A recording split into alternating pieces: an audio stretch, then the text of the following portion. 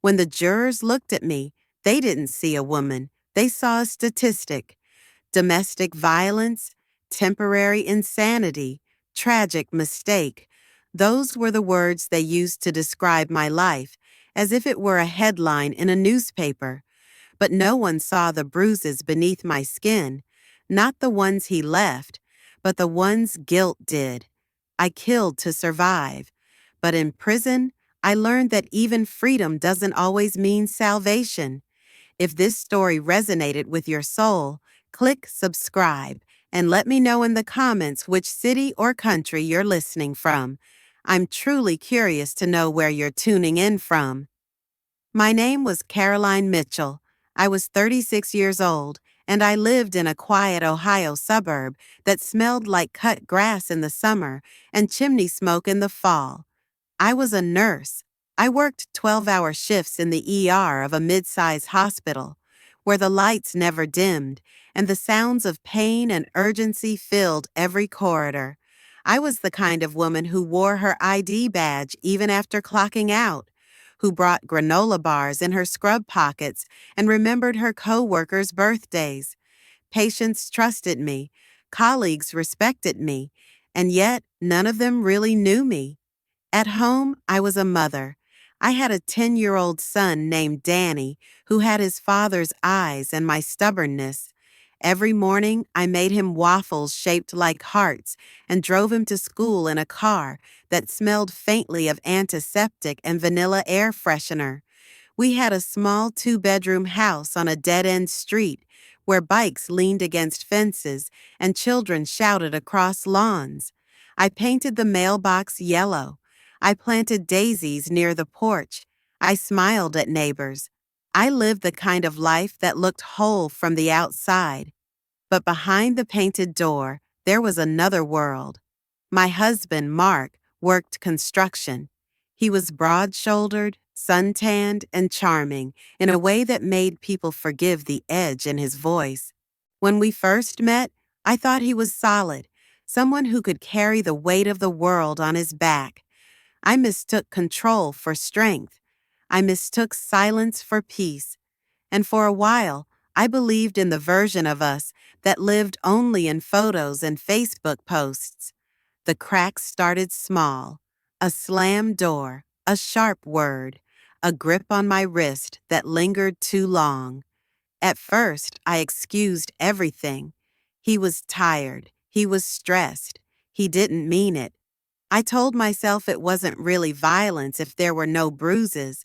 I learned to measure the temperature of our house by the sound of his truck pulling into the driveway. I learned which drawer he kept his moods in. I became fluent in fear, but still, I held on. I woke up early and made his coffee. I ironed his shirts. I laughed when he laughed and stayed quiet when he didn't. I learned to move around our home like a ghost, never too loud, never too late, never too much. I thought if I could just be better, calmer, quieter, more patient, then maybe he'd soften. Maybe he'd remember the man I fell in love with. Sometimes he brought flowers. Sometimes he held Danny with a tenderness that made me forget. On those days, I let myself believe that everything was fixable, that this was just a rough patch, that all couples went through storms, but storms weren't supposed to live inside your chest. I stopped inviting friends over. I stopped answering calls. I worked longer hours because the hospital, for all its chaos, felt safer than my living room. I knew how to stop bleeding, how to reset bones, how to hold a hand during a code blue. But I didn't know how to name what was happening in my own home. Abuse is a word that sounds too loud when you whisper it about yourself. I became a woman of routines. I folded laundry into perfect rectangles. I organized our pantry by label color. I kept every receipt. I took photos of Danny's school projects and posted them with cheerful captions, even when I was wiping away tears seconds later. I created a life that looked good in snapshots. Because if it looked good, maybe it would feel good. And if it felt good, maybe I wasn't trapped. Maybe I was just tired. There were moments when I let the truth surface, brief seconds when I stared at myself in the bathroom mirror and saw not a mother, not a nurse, not a wife, but a woman unraveling thread by thread. My skin was still smooth, but my eyes had grown older. My smile had learned how to lie. The woman in the mirror looked like me, but smaller, dimmer, carved hollow by years of trying not to make waves. I told no one, not my sister, not my best friend from nursing school, not the therapist I'd once seen for stress. I thought I could carry it all. I thought I was strong. I thought I was the kind of woman who didn't let things get out of control. But control was the illusion I lived in. The real world, the one with bruises shaped like fingerprints, with apologies that smelled of beer and sweat, with nights spent curled up on the bathroom floor, listening to silence like it was a bomb ticking down, was the world I didn't know how to leave. And still, each morning, I got up. I brushed my teeth. I packed Danny's lunch. I kissed him on the forehead and said, "Be good." He smiled like he always did. I smiled back. I told myself that as long as he was okay, I could survive anything. But survival isn't living. I didn't know that the life I had built so carefully, so desperately, was already crumbling. I didn't know how close I was to the moment everything would shatter. I only knew the sound of his boots on the stairs, the way my breath caught when the front door creaked open, the shape of my world, drawn in shadows and secrets. I was Caroline Mitchell, 36, a nurse, a mother, a wife, a woman who had a life, until the night I didn't.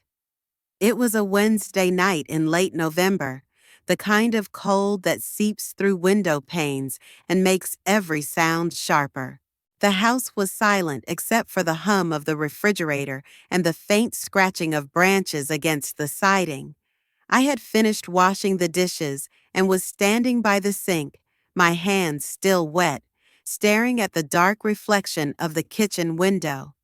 Outside, the streetlights threw pale yellow circles onto the frozen grass. Inside, everything was still. Too still. I could always tell when something was coming. There was a rhythm to his anger, a tension that built invisibly through the week. Small remarks, tightened shoulders, a door that closed just a little too hard. I felt it long before it erupted. That night, the air already carried it. Thick, metallic, inevitable. When I heard the slam of the car door outside, something inside me clenched. I didn't even need to look. I could picture him perfectly, the slow, deliberate walk up the steps, the way he dropped his keys on the table, the sigh before the storm. My pulse began to race, but my movements became automatic. I dried my hands, turned off the faucet, adjusted the towel on the oven handle so it hung perfectly straight. Small rituals of control in a world where I had none. The door opened. Cold air rushed in with him. I heard the heavy scrape of his boots across the floor. My chest tightened. I could smell the alcohol before I could see him. Whiskey, sweat, asphalt. I stayed by the sink, pretending to organize dishes, trying to blend into the quiet. But quiet never saved me. Quiet was gasoline poured over fire. He muttered something, words blurred by drink and resentment. I didn't answer. My silence had once protected me, but that night it betrayed me. He came closer. I could feel his presence before he touched me, that thick, oppressive energy that filled the room and pushed all the air out. I stared at the edge of the counter, at the tiny chip in the laminate shaped like a crescent moon, and I thought, just let it pass. But it didn't pass. The shove came first, sudden and hard enough to send me stumbling into the counter. Pain flared along my ribs. The sound of a plate shattering on the floor echoed through the kitchen. I stood frozen, heart pounding so violently that I could hear it in my ears. For a moment, everything slowed. The drifting pieces of ceramic, the low growl in his throat, the way the overhead light flickered once, twice, like it was afraid to watch. Then he hit me. Not the first time, but something was different. The force knocked the breath out of me. I tasted copper. I remember the smell of his skin, sharp and hot, like metal left out in the sun. My knees hit the floor. The world narrowed to sound and heartbeat. I don't know when the knife appeared. Maybe my hand reached for it without asking permission from my mind. It was the same kitchen knife I used every morning to slice apples for my son's lunch. Its handle was familiar, molded to the shape of my hand from years of repetition. But that night, it felt heavier, colder. It was no longer a tool. It was a boundary. He came at me again, shouting words I didn't hear. There was only movement, instinct, the animal part of the brain that understands survival without explanation. My arm moved before my thoughts did. A flash of silver.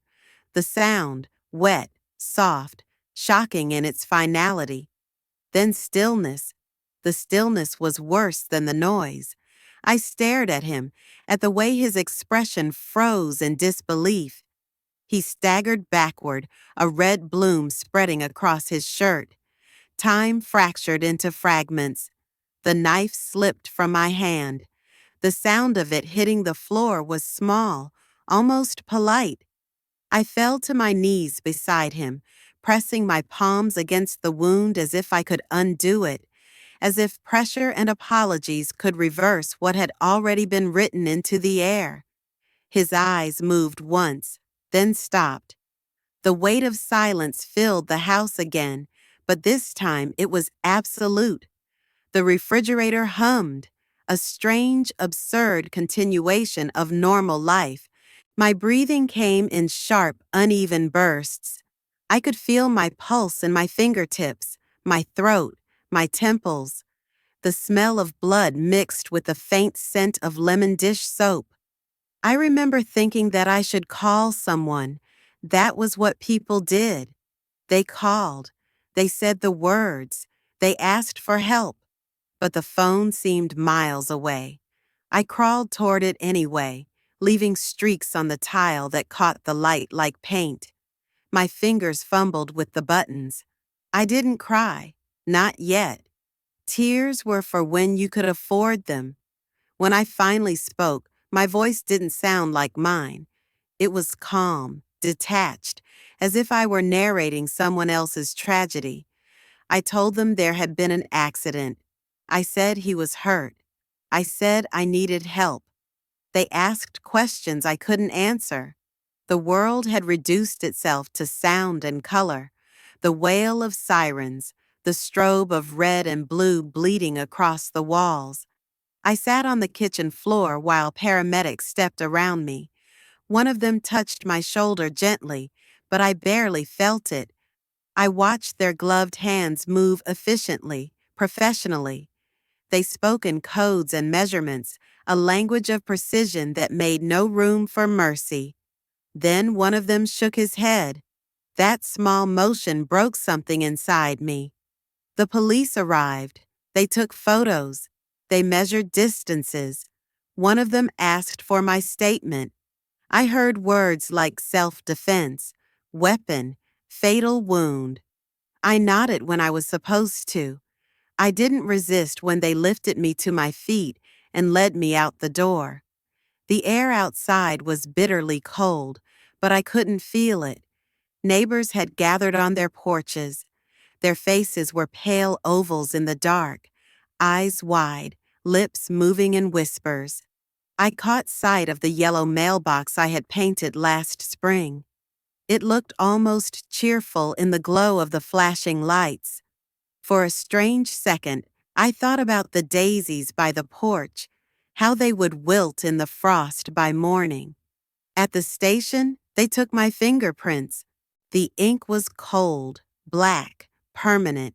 I stared at the lines on my palms, those tiny ridges that made me uniquely me, and wondered what they would say about me now. The woman who healed people, the woman who loved a man who broke her, the woman who crossed the line between fear and freedom. When they handed me the standard orange jumpsuit, I changed in silence. The fabric smelled like bleach and other people's despair. I caught a glimpse of myself in the small metal mirror above the sink. My face was swollen, my hair disheveled, my eyes hollow. I looked older, or maybe I had finally aged into the truth. I sat on the cot, my hands trembling in my lap, and listened to the echo of footsteps in the corridor. Somewhere down the hall, a door slammed. I flinched. The sound was too familiar. The same sound that had marked every night for years. The same sound that had lived inside me like a warning bell. Only now it meant something else. I had survived, but survival had turned into something unrecognizable. The line I crossed was not just between guilt and innocence, it was between the woman I had been and the woman I would never be again. I didn't pray. I didn't beg. I only sat in the cold light of that cell, staring at my hands, still faintly stained with the past, and thought about how quiet the world had become. It wasn't peace, it was the aftermath of breaking free, the silence after the storm, the moment when you realize that freedom can look a lot like ruin. They called it intake, but it felt more like disappearance. From the moment I stepped off the transport van, everything I knew began to dissolve. My name was replaced with a number. My clothes were replaced with a stiff, faded uniform 2 sizes too big. My wedding ring, my shoes, my bra, even the elastic band in my hair, gone. Each item dropped into a plastic bag that would later sit on a shelf in some back room, gathering dust like the life I used to have. The room smelled like ammonia and rubber. The floor was wet in patches, the lights too bright, humming with a cold electricity that made the air feel thinner. I was told to stand on painted lines, to face a wall, to raise my arms, to lower them, to squat and cough. I felt the gaze of strangers on my naked body as if I were being flayed one layer at a time. My skin crawled with humiliation, but I didn't speak. I had learned silence long before I arrived here. They gave me a scratchy blanket, a small bar of soap, a toothbrush the size of my thumb, and a comb with 2 missing teeth. Then they walked me to my cell. The corridor echoed with footsteps and distant shouts, metal on metal, flesh on concrete. The sounds overlapped in an endless, ugly symphony. My cell was the color of old bones. Everything in it was hard. The bed, the toilet, the walls, even the air. The mattress was thin, stained, and wrapped in something that crackled when I shifted. I sat on the edge and stared at the chipped paint on the opposite wall, trying to find a pattern in the cracks, trying to hold on to something, anything. I didn't sleep that night, or the next. The noises never stopped, doors slamming, women screaming, guards barking commands. Laughter, too, but it was a sharp, broken kind of laughter that didn't touch the eyes. I lay on my back with my hands on my chest, counting the seconds between sounds, between breaths. I kept thinking I would wake up, that this wasn't real, that this was a mistake that someone would come to correct. No one came. In prison, time isn't measured in minutes. It's measured in humiliations, in trays of lukewarm food you're too sick to eat, in strip searches before visitation, hands probing and eyes indifferent. In the rules, no one explains, but everyone is punished for breaking. It's a different universe, and in it, survival depends on speed. How fast you learn, how quickly you adapt, how long you can go without crying. I learned quickly. There were rules written in paper, and then there were the real ones, carved into the air by glances and silences. Who you could look at, who you couldn't, how long you could hold someone's gaze without it becoming a challenge, where to sit in the chow hall, how to carry your tray without shaking, how to make your bed so no one thought you were weak. Weakness was currency, and it came at a price. The women in my unit had eyes that had seen too much. Some were loud, full of fire and fury, barking laughter and cursing like armor. Others were quiet, watchful, holding their stories behind clenched jaws. Some had lost their children. Some had never had a chance. Some had become predators, others prey. Many had been both. My cellmate was a woman named Teresa. She was older, her hair gray at the temples, her face a map of scars and silence. She didn't ask questions. She didn't tell me anything. She just handed me a roll of toilet paper on my first night and said nothing else for 3 days. In prison, kindness was not trust. It was necessity. There was a kind of rhythm to the days. Once I stopped resisting them. Wake up, stand for count, eat, work, return, count again, lights out, repeat. The sameness became a strange comfort, a kind of numbness that dulled the edges of everything. I folded into the routine like paper, thin and silent. The guards were unpredictable. Some ignored you completely, treating us like furniture. Others went out of their way to assert power. They had their favorites and their targets, and both changed without warning. One guard, Officer Bell, seemed to enjoy reminding us that we were animals. She tapped her keys on the bars as she passed, like someone pacing a zoo. Sometimes she smiled, but it never reached her eyes. Shame followed me everywhere. It clung to my skin like sweat. The shame of what I had done, the shame of being here, the shame of what my son must think of me. I wrote letters I never sent. I wrote them anyway. I imagined his face, his voice, the way he used to laugh at his own jokes. I wondered if he still did. I wondered if he hated me. In that world, everything soft was a liability. Tears were dangerous, so I swallowed mine night after night until they stopped coming. I watched other women unravel, some slowly, some all at once. I saw a woman carve a message into her thigh with a spoon. I saw another curl into a ball on the floor of the shower, rocking and humming until the guards dragged her out. I learned not to stare, not to react. Even the language was different here. Words had edges. Bitch could mean friend or threat depending on the tone. Respect was both sacred and fragile. Sorry meant nothing. I started speaking less. My voice felt foreign when I used it.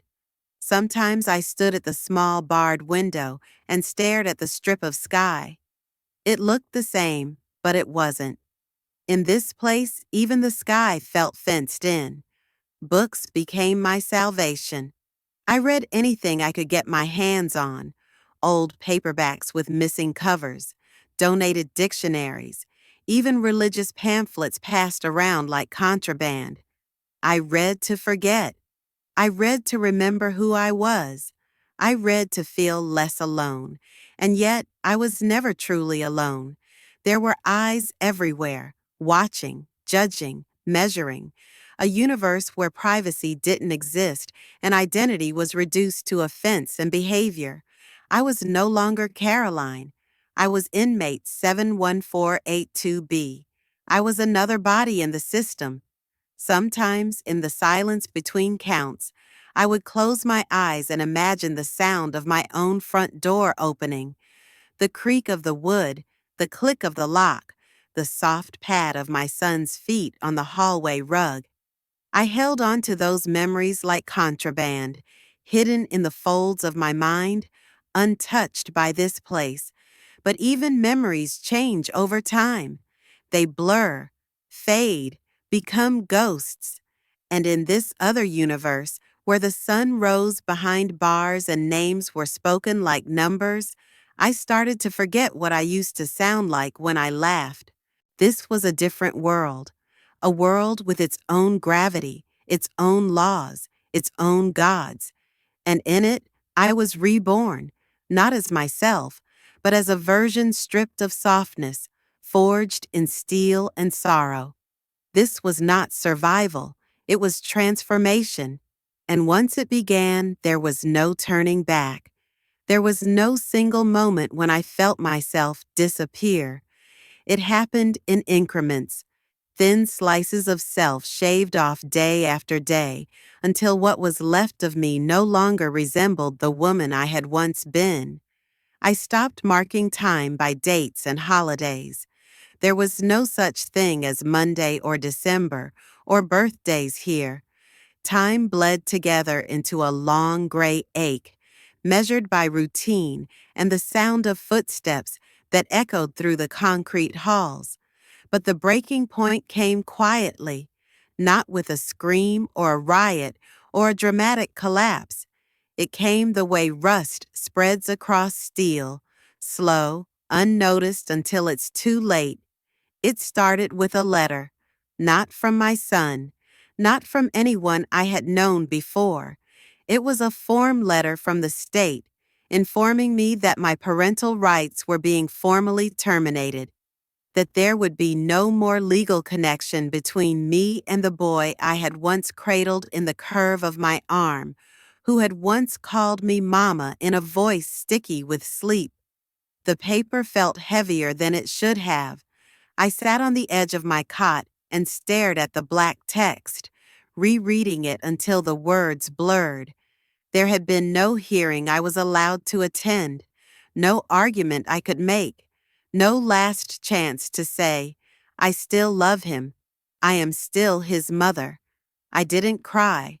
I folded the letter and placed it inside my Bible, between the pages of Psalms, where the paper stayed stiff and unread. That night, something in me hollowed out. I stopped going to the library.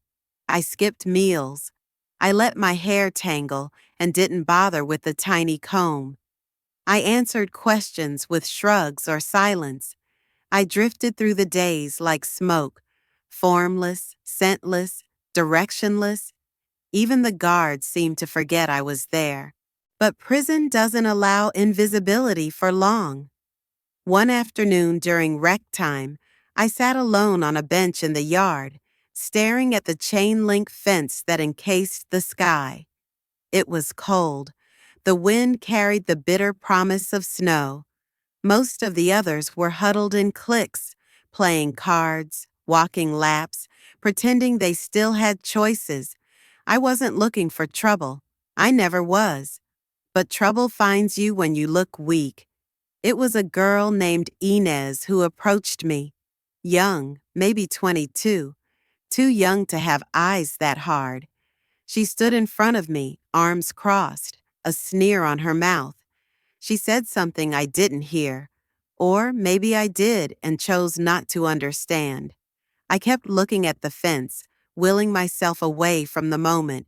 Then she slapped the paper cup out of my hand. The hot liquid splashed onto my lap, stinging through the fabric. The cup bounced once on the pavement. That sound, the dull thud of paper hitting cement, echoed like a gunshot in my mind. I looked up and saw her eyes, cold, gleeful, daring me to react. In that instant, something snapped. Not a rage, not a scream, just the sudden clarity of someone who has nothing left to protect. I stood. She didn't expect that. I wasn't supposed to stand. I wasn't supposed to fight. I wasn't supposed to matter. We both moved at the same time. Fists, nails, shouts, the scrape of sneakers against gravel. I didn't feel pain. I didn't feel anything. I only heard the roar of blood in my ears and the distant, distorted voices of guards shouting as if through water. When they pulled us apart, I was breathing hard, lips split, knuckles raw. Inez had a swollen eye and a cut along her cheek. The taste of iron sat heavy in my mouth. They threw me in solitary for 10 days. The cell was a box without sound, without warmth, without time. No clock, no books, no voice but my own. Just a slab of concrete for a bed, a hole in the ground for a toilet, and 4 walls that pressed in like punishment. On the 3rd day, I began to whisper to myself, not words, not prayers, just breath shaped into syllables. On the 5th, I began to scratch lines into the wall with my fingernails.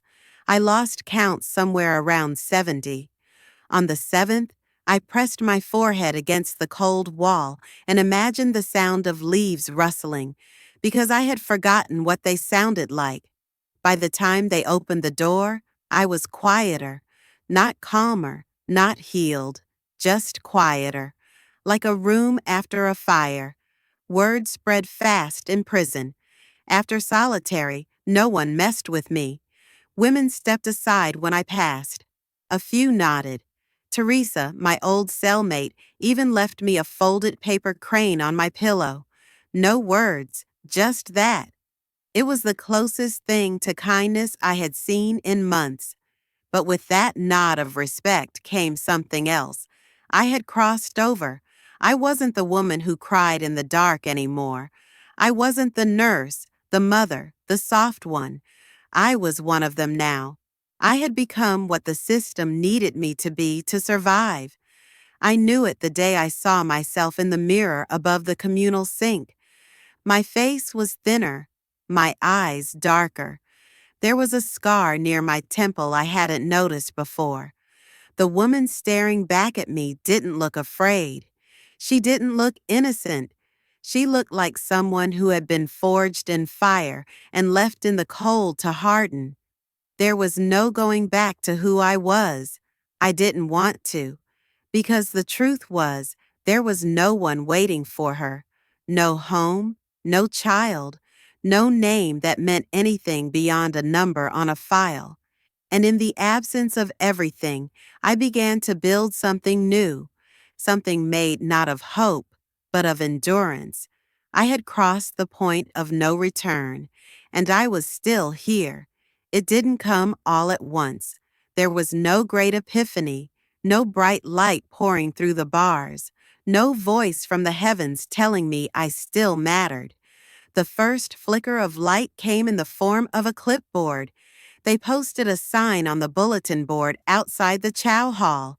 GED classes resuming, limited seats. I stood in front of it for longer than I needed to, pretending to be indifferent. I already had a high school diploma, but I signed up anyway. Not because I needed the education, but because I needed something, anything, that wasn't cold and metal and routine. The classroom was a converted supply closet, painted over in a shade of beige, so lifeless it could have been gray. The desks were scratched, the chairs mismatched. The instructor was a middle-aged man with a soft voice and nervous eyes. He didn't ask questions. He didn't look too long at anyone. I respected him for that. I sat in the back. I listened. I took notes. I read the textbooks like they were escape maps. It was the first time in years I let my mind reach beyond the walls. One day, after class, the instructor handed me a worn paperback novel. Said he thought I'd like it. I took it back to my cell and read it in a single night, the words pulling me into a world that didn't smell like bleach or sound like keys. It was the first time I remembered what it felt like to feel something that wasn't survival. After that, I started spending more time in the library. I helped other women with their reading. Some of them couldn't write more than their name. Others were trying to finish what life had interrupted. I didn't speak much, but when I sat beside them, helping them sound out words, something inside me softened, like snow melting just enough to let the soil breathe again. A few of them started calling me Teach. At first, I hated it. It felt like a joke. But over time, the name clung to me, not as mockery, but as identity. It was something new, something I hadn't stolen or lost or broken. One of the women, Rena, was 19 and pregnant. She used to sit with her hands on her belly and whisper things into the air, like spells or promises. She told me once she wanted her baby to grow up knowing her mother tried, just tried. That stuck with me. I began to write again. Letters I never sent, stories, lists of things I missed, the smell of rain, the sound of coffee brewing, the way my son's hair curled at the nape of his neck. I wrote them on scraps of paper, on napkins, on the backs of old memos. I folded them into the pages of my Bible, like prayers I didn't believe in but still needed to say.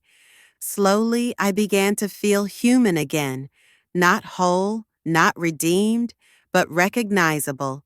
One morning, they posted another list. This time, it was for a mentorship program, prisoners helping new arrivals adjust to life inside. I didn't put my name down. I didn't trust myself with someone else's hope. But the counselor found me anyway, said she'd been watching me, said she thought I could help. The first woman they assigned to me was 34, thin as a rail, shaking from withdrawal, eyes wide with terror. I didn't know how to comfort her, so I didn't try. I just sat with her, told her when count would be, where to sit at meals, how to keep her head down. She survived her first month. That was enough. After that, I took another, then another. I didn't become a saint. I still had days when I wanted to scream, when the weight of the past pressed down so hard I thought my chest would crack. I still had nightmares. I still startled at sudden noises. I still avoided my reflection. But something had shifted. The guards noticed it too. Some treated me differently. Not better, just with a strange, cautious respect. Like I had become a part of the system in a way they couldn't define. Not a threat, not a number, something in between. One of them, Officer Gaines, once asked me why I kept helping women who wouldn't even make it a year before reoffending. I didn't answer him, not because I didn't know, but because the answer wasn't his to understand. It was for me. Helping them helped me stay anchored, gave shape to the emptiness, offered a tether to something beyond punishment. Some nights, I still sat awake in the dark, tracing the cracks in the ceiling with my eyes, wondering where my son was, whether he was safe, whether he ever spoke my name out loud. I didn't expect forgiveness from him anymore. That belonged to another life. But I hoped, quietly, that maybe he'd one day hear my name and not flinch. One afternoon during a routine check, I was told I had a visitor. My breath caught. No one had visited me in years. I walked down the corridor trying not to hope. It wasn't my son. It was a woman from an outreach program. She said they had read some of the things I'd written. Someone had passed along a copy. Said she thought I had a voice worth hearing. She offered me the chance to submit my story for a writing workshop. I didn't answer right away. I just nodded. Later that night, I sat at the metal desk in my cell and pulled out a sheet of paper. I didn't know where to start, so I wrote my name, then the date. Then I wrote, "This is not the story of a crime. This is the story of what comes after." I kept writing until lights out, and for the first time in years, I didn't dream of bars. I dreamed of pages, pages that might one day lead me home. When the gate opened, it didn't make a grand sound. No heavy clang, no triumphant music in my ears. Just a simple buzz, like a broken doorbell, followed by the metallic click of locks disengaging. The officer nodded. I stepped forward. The sun hit me like a slap. Not because it was hot, it was early spring and the air was still cool, but because it was unfiltered, unrestrained, and too bright for eyes that had spent years adjusting to fluorescent hum and windowless walls. I blinked against it, squinting like someone reborn into a world they'd only dreamed about. I had a cardboard box in my arms. Inside, 2 books, 3 letters, a few worn photographs, a chipped mug with a faded heart on it, and the same hair tie I'd been wearing the day I arrived. My clothes were the ones I had come in with, stale denim jeans and a blouse that no longer fit the way it used to. I felt like a ghost wearing the skin of a past life. No one was waiting for me. I didn't expect them to be. They handed me a bus ticket and a voucher for a halfway house 3 towns over. I asked for directions, but no one really answered. Just vague hand gestures and a closing door behind me. I walked to the bus stop alone. On the ride, I sat in the back and stared out the window. Trees rushed past, gas stations, billboards, people with coffee cups and headphones and conversations. The world hadn't paused while I was away. It had kept spinning, stretching, multiplying without me, and I felt it in my bones that I didn't belong to it anymore. Not fully. The halfway house was a peeling white building with rust on the gutters and mismatched chairs on the porch. The woman at the desk didn't smile when I arrived. She gave me a set of sheets and a list of rules. No visitors without approval, no drugs or alcohol, chores posted weekly, curfew at 9 p.m. I nodded. That part was easy. Rules were something I understood. My room was small, just enough space for a narrow bed, a dresser, and a window that overlooked a parking lot. The mattress squeaked when I sat down. I ran my hand across the blanket. It was stiff and smelled like bleach. Still, it was mine. For now. In the first days, everything felt too loud. Car horns, children shouting, birds, even the rustle of leaves.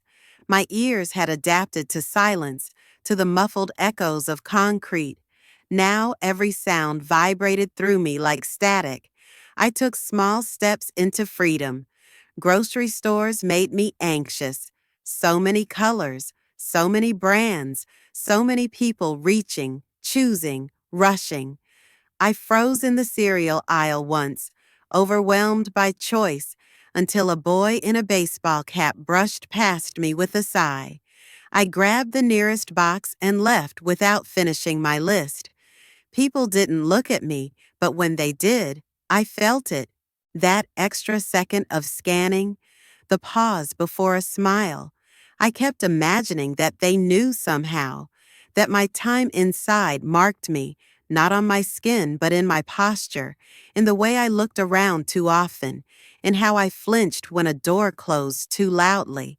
I applied for jobs, over and over, retail, food service, janitorial work. I had experience. I had a resume, though most of it now felt like fiction. Some never called back. Others asked about the gap in my employment. I lied at first, said I'd been caring for a sick relative, said I'd gone back to school. But it felt hollow. Eventually, I told the truth, not all of it, just enough. Enough to see the light leave their eyes. One manager told me gently, "We'll call you," and placed my application in a separate pile. They never did. After 3 weeks, I got a job cleaning offices at night. No interviews, just a quick background check and a pair of gloves. I didn't mind. The silence was familiar, the solitude even more so. I wiped desks, emptied bins, scrubbed floors. No one spoke to me. No one watched. It was the most peace I'd had in months.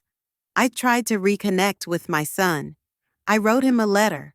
Not the first, those I had written from prison and never sent. But this one I mailed. It was short, careful. I didn't ask for forgiveness. I didn't ask for anything, really. Just told him I was out, that I hoped he was well, that I thought of him every day. No reply came. Weeks passed, then a month, then two. I understood. He'd built a life without me, one without the weight of my shadow, without the memory of police lights on the lawn, of news stories and courtroom whispers. I didn't blame him, but I carried the absence of him like a second heart in my chest. Quiet, heavy, beating only grief. There were moments when I thought about going back, not to prison, but to that numbness, that place where days didn't ask questions and walls didn't expect answers. Out here, freedom felt like walking barefoot across broken glass. Every step a new pain, every decision a reminder that I was alone. But even in that pain, something small and stubborn grew. I planted a flower in a pot outside the halfway house, a marigold, bright, loud, defiant.